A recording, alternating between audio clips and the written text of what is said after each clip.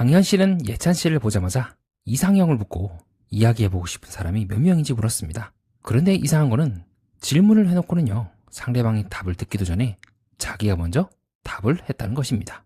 저는 사실 추려졌다. 엄마도 예찬입니다. 겉으로는 솔직한 호감 표현 보입니다. 하지만 예찬 씨의 표정은 점점 조심스러워지는 것 같습니다. 이러한 강현 씨의 호감 표현이 왜 상대에게는 부담으로 바뀌었던 걸까요?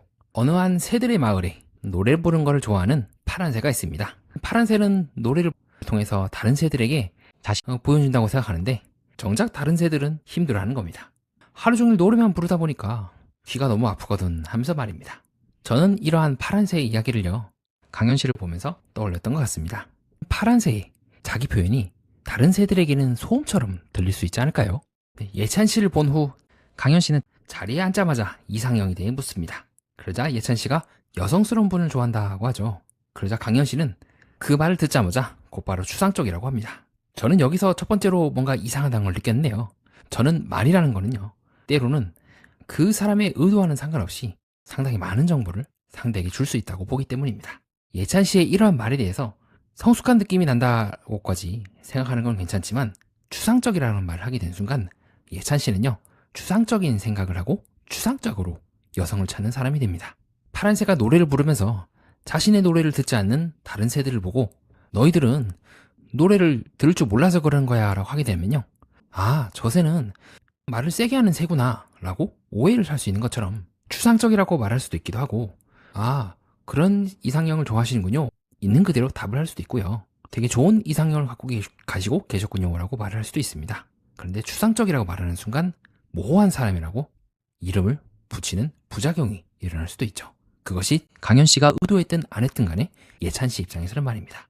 그리고 나서 이후에 예찬 씨가 저는 조금 도도하고 도회적인 사람을 좋아합니다 라고 하니까 강현 씨가 제가 대놓고 반란한데 큰일 났네요 라고 말합니다. 여기서 저는 두 번째 생각이 들었던 것 같습니다.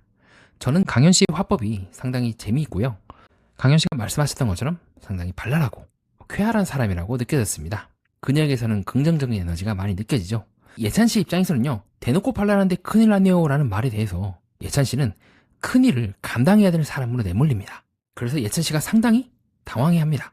첫 번째로 제가 발랄한데 큰일 났네요 라는 것도 문제긴 하지만요, 대놓고 발랄하다라는 말 자체가 그 대놓고라는 말을 통해서 예찬 씨 입장에서는요, 그러면 앞으로도 계속 대놓고 행동할 생각인가?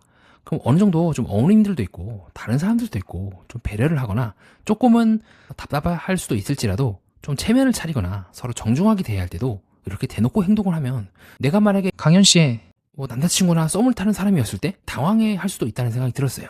물론 이거는 제가 지켜보고 있던 예찬 씨가 도도한 사람을 좋아하며 차분하다는 성격을 갖고 있다는 전제하에 그렇습니다.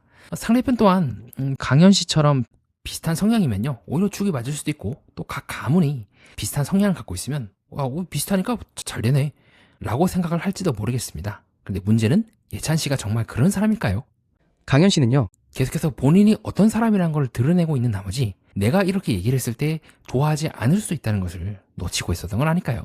그래서 예찬 씨가 상당히 당황해하다가 이제 한꺼풀 벗겨졌을 때의 모습이 궁금한 거다라고 하면서 어쩌면 이 말은 강현 씨의 다른 모습, 즉 조금은 차분한 모습도 나는 보고 싶다고 이해했던 것 같습니다. 그래서 점점 예찬 씨는요, 말투가 방어적으로 변합니다. 저희는 뭐 알아가시면 되겠습니다 이렇게 한다거나요. 그리고 나서 이후에 강현 씨가 이야기해보고 싶은 분들 몇 분이냐? 라고 질문을 하고 곧바로 본인이 답변을 합니다. 저는 사실 추려졌다. 그 모습을 보고 MC들이 난리가 났죠. 질문을 하고 본인이 먼저 답을 하면 어떡하냐고. 그리고 그 말을 듣고 예찬 씨가 상당히 당황해합니다. 아, 그래요? 벌써? 라면서 말입니다. 그 말을 듣고 예찬 씨는 조금 당황해서인지 자세를 고쳐 앉습니다. 저는 둘이다 라고 하는 강현 씨의 말에 대해서 말을 듣자마자 말입니다. 어쩌면 강현 씨 입장에서는요, 그렇게 생각할 수도 있지 않을까요? 때로는 말의 내용도 중요하지만 어떤 단어를 선택을 하고 그 단어의 뉘앙스가 상대에게 어떻게 읽힐 수도 있는지 그 부분이 너무 빠져있는 건 아닐까? 라고 말입니다. 제가 지켜본 예찬 씨는 아직 2화밖에 되진 않았지만 상당히 말을 조심스럽게 하고 신중한 인상을 많이 받았습니다. 그런 측면에서 강현 씨의 모습은요, 자칫하면 합숙맞선이라는 프로그램상 오해를 살 수 있다고 보고 있습니다. 여기는 합숙맞선, 즉 자신의 어머니와 자신이 함께 출연하는 공간이기도 합니다. 강현 씨의 행동은요, 강현 씨에 대한 책임이기도 하지만 동시에 함께 출연했던 어머니까지 의도치 않게 같이 이미지가 쓰여질 염려가 있습니다. 그래서 MC들도 저 모습을 보면서 저거 첫날이죠? 첫날 밤이잖아요. 그쵸? 라고 하면서 의아해하기도 하고요. 그리고 여기서부터 점점 강현 씨는 감당해야 될 상황이 점점 커지게 됩니다. 강현 씨의 이 자리에서 엄마도 예찬님이라고 말합니다. 그리고 그때 순간적으로 예찬 씨가 그 말씀을 듣고 순간적으로 카메라를 보시는 것 같습니다. 지금 강현 씨 이 말은요, 예찬 씨 입장에서는 굉장히 당황스러우면서도요, 더 이상 이 말에 대해서 말을 못하게 됩니다. 이때까지는요, 1대1 관계라고 한다면 지금 예찬 씨 입장에서는요, 자신에게 대화를 건 이유가 강현 씨 어머니가 동의를 했거나 시켰을 수도 있다고 생각을 할 수도 있을 것 같아요. 그러면 강현 씨의 이 말들에 대해서 예찬 씨가 죄송합니다, 다른 사람 알아보십시오 라고 한다거나 강현 씨에게 뭔가 오해를 살 수 있는 말을 하게 되면 곧바로 강현 씨의 어머니까지 같이 그렇게 생각을 할 수가 있습니다. 내가 자칫 잘못 얘기하면 어머님을 내가 함께 거절하거나 무례하게 대할 수도 있겠다라고 하면서 말이죠. 강현 씨 개인의 호감인지 모녀가 함께 정하고 대화를 하게 된 건지 확인해야 되는 상황이 오지 않을까요? 아직 서로를 알아보는 단계인데 마치 상대편 가문 측에서 선택을 하고 결정한 것처럼 말하면 상대는 그 거절의 비용을 크게 느낄 수도 있습니다. 예찬 씨 입장에서는 굉장히 신중해지지 않을까요? 그래서 예찬 씨가 다음과 같이 말합니다. 대화라는 게 그러면 이제 이성적인 호감도를 전제하고 대화를 한 거냐?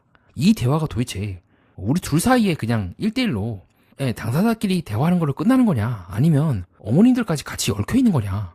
그러자 강현 씨가 이후에 그렇게 말씀하십니다. 엄마랑 저랑 둘 다 픽이 예찬님이었는데 그럼 이때부터는 이제 어른들도 같이 이 대화를 주선한 것처럼 효과가 발생을 하게 됩니다. 제가 예찬 씨라도 당황스러울 것 같아요. 그냥 나는 강현 씨에 대해서 가볍게 알아보려고 했는데 거의 지금 맞선 같은 느낌이 드네 라고 말입니다. 정말 합숙 맞선이 되어버린 거죠. 근데 예찬 씨도 처음에 대화를 했을 때 그 정도의 무게를 갖고 대화를 하려고 했던 걸까요? 그리고 이후에 종교에 대해서 얘기를 했을 때도 저는 충분히 불편할 수 있다 생각한다 라고 강현 씨가 먼저 자문자답을 합니다. 반대로 예찬 씨 입장에서는 그렇게 생각을 할 수 있지 않을까요? 처음부터 불편한 주제라고 한다면 안 꺼내는 게 맞지 않나? 먼저 종교에 대해서 꺼내놓고 불편할 수 있다 하게 된다면 예찬 씨 입장에서는요, 결국 대화를 하다 보면 종교에 대해서 내가 감내를 하라는 것인가? 라고 오해를 살 수 있지 않을까요? 파란새가 저 노래 부르면 대놓고 시끄러우니까 라고 말할 수 있는 새가 없는 것처럼, 그래서 예찬 씨는 말씀하십니다. 어머니도 같은 입장이시고? 라고 했을 때 강현 씨가 당연하죠 라고 말합니다. 점점 예찬 씨 입장에서는요, 이 대화가 강현 씨뿐만 아니라 강현 씨의 어머니랑도 간접적으로 같이 대화를 하는 부담을 느꼈을 것 같아요. 그래서 예찬 씨는 쉽지 않은 주제라고 생각한다. 그래서 예찬 씨는 그 이후에 인터뷰하는 장면에서도 말을 되게 조심스럽게 하십니다. 종교적으로 생각을 뚜렷하게 가지고 계시는구나. 하지만 이성적으로 호감이 생겼다 한다면 떨리거나 이러진 않았다 한 것도 하면서 거절하는 멘트를 하거나 그런 것도 아니고 아직은 떨리지 않았다라고, 오히려 정윤 씨랑도 좀 더 얘기를 해보고 싶다라고 간접적으로 크게 흥미를 느끼지 않는 듯한 말만 하십니다. 그 이상 뭔가를 하기에는 저는 되게 예찬 씨 입장에서는 부담을 느꼈을 것 같습니다. 이러한 강현 씨의 말에 거부를 한 순간 나름대로 상대편 어머니께서 주최한 것처럼 보이는 이 자리를 자신이 밀어낼 수가 있을까? 그런 압박을 받고 있지 않았을까요? 그것이 제가 강현 씨와 예찬 씨의 두 사람의 대화를 보면서 느꼈던 점이기도 합니다. 종교를 말한 것 자체가 문제는 아닙니다. 하지만 첫 대화에서 종교를 꺼낼 때는 나는 이런 조건이 있다 하는 말과 당신은 또한 이 조건을 감당해야 한다 라고 들릴 수 있는 것은 다른 문제라고 생각합니다. 정리하겠습니다. 이번 장면에서 중요한 것은 강현 씨가 나쁜 의도로 말했다는 뜻은 아닙니다. 오히려 강현 씨는 솔직하고 에너지가 큰 사람에 가까웠던 것 같죠. 다만 관계에서는 내가 얼마나 진심인가 보다 상대가 그 진심을 어떤 무게로 받아들이는지가 더 중요할 때가 있습니다. 노래를 부르는 걸 좋아하던 파란새, 그 새는 좋은 노래를 들려주고 싶어서 아침부터 저녁까지 노래를 부릅니다. 그런데 다른 새들은 어느 순간 그 노래의 아름다움보다 도저히 도망갈 수 없는 소리를 먼저 느끼게 됩니다. 노래가 나빴기 때문이 아니라 쉴 공간이 없었기 때문이 아닐까요? 저는 사람 사이의 대화도 비슷하다고 봅니다. 아무리 좋은 마음이라도 상대가 대답할 시간, 물러날 시간, 생각할 시간을 잃어버리면 그 마음은 호감이 아니라 숙제처럼 느껴질 수 있습니다. 그렇게 이번 장면은 호감이 어떻게 압박으로 바뀌는가, 그리고 관계에서 상대의 퇴로를 남겨두는 것이 얼마나 중요한가를 보여주는 장면으로 생각을 했던 것 같습니다. 이상입니다. 끝까지 봐주신 여러분 진심으로 감사드립니다. 다음에는 더 좋은 영상으로 찾아뵙도록 하겠습니다. 연애 프로그램과 인간 그리고 세계의 또 다른 면을 구조적으로 보려고 하는 채널 매니아와 여러분은 뜻깊은 시간을 보냈습니다.